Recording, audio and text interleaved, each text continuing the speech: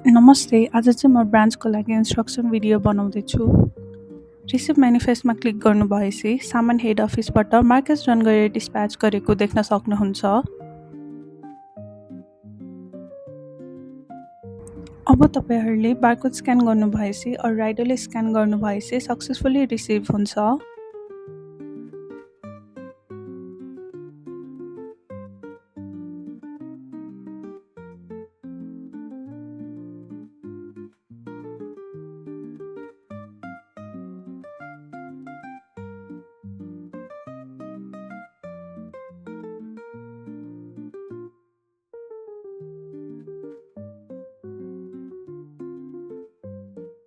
त्यसपछि अर्डरमा click गर्नुभएपछि status automatically arrive देख्न सक्नुहुन्छ।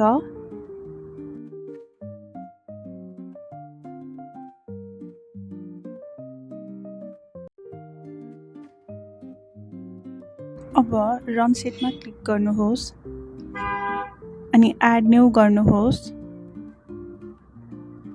अब राइडर असाइन गरेर सबमिट गरिदिनुहोस्।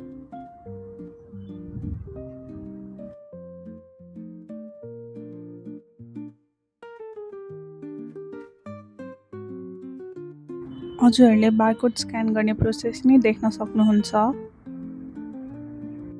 बारकोड स्क्यान गर्नुभएपछि सेन्ड फर डेलिभरी वाला स्ट्याटस देख्न सक्नुहुन्छ।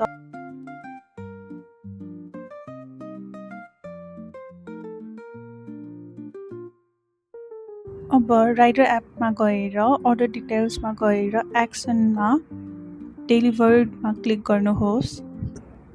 अब रिसिभरको डिटेल्समा युज रिसिभर्स इन्फो गर्नुभयो भने डिटेल्स आफै आउँछ।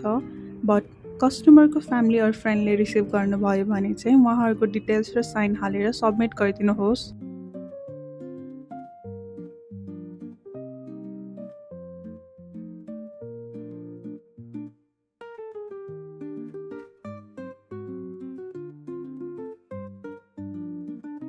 त्यो गर्नुभएपछि ब्याक गरेर स्क्रोल गर्न सक्नुहुन्छ र सिओडी डिपोजिट गर्नुपर्ने देखाउँछ।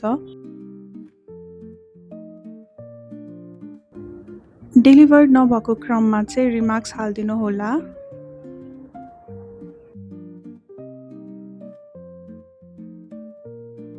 अब राइडरले डिपोजिट गर्नुपर्ने अमाउन्ट देख्न सक्नुहुन्छ।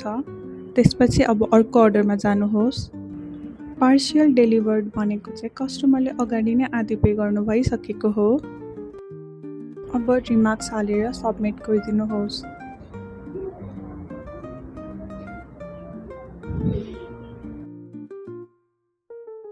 रिफ्रेस गर्नुभएपछि सिओडी एड भएको देख्न सक्नुहुन्छ।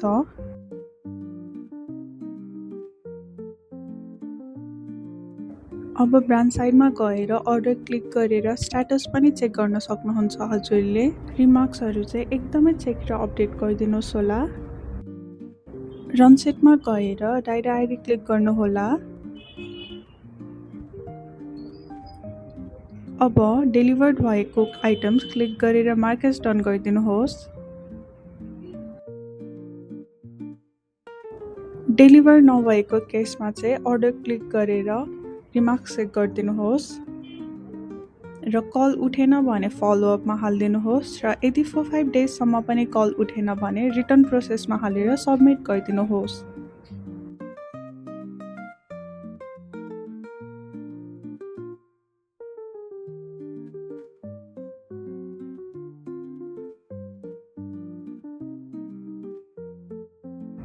राइडरमा गएर एड न्यू गर्नुहोस्, राइडर चुज गर्नुहोस् र सेलेक्ट अल गरेर स्टेटमेन्ट जेनेरेट गर्नुहोस्।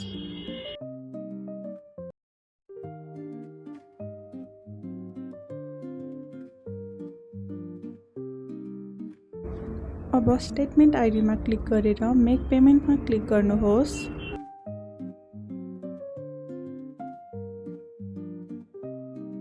क्लिक गर्नुभएपछि पेमेन्ट मेथड र अमाउन्ट चुज गर्नुहोस्। अमाउन्ट चाहिँ तल भएको मिल्नुपर्छ, नत्र एक्सेप्ट गर्दैन।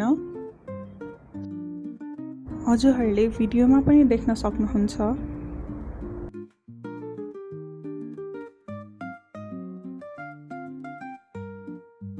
त्यसपछि सबमिट गरिदिनुहोस्।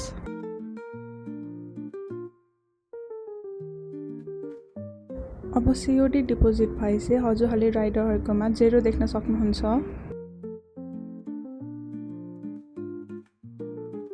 अब अर्डर चेक गर्नुहोस्। हजुरहरूले स्ट्याटसमा डेलिभर्ड भनेर देख्न सक्नुहुन्छ।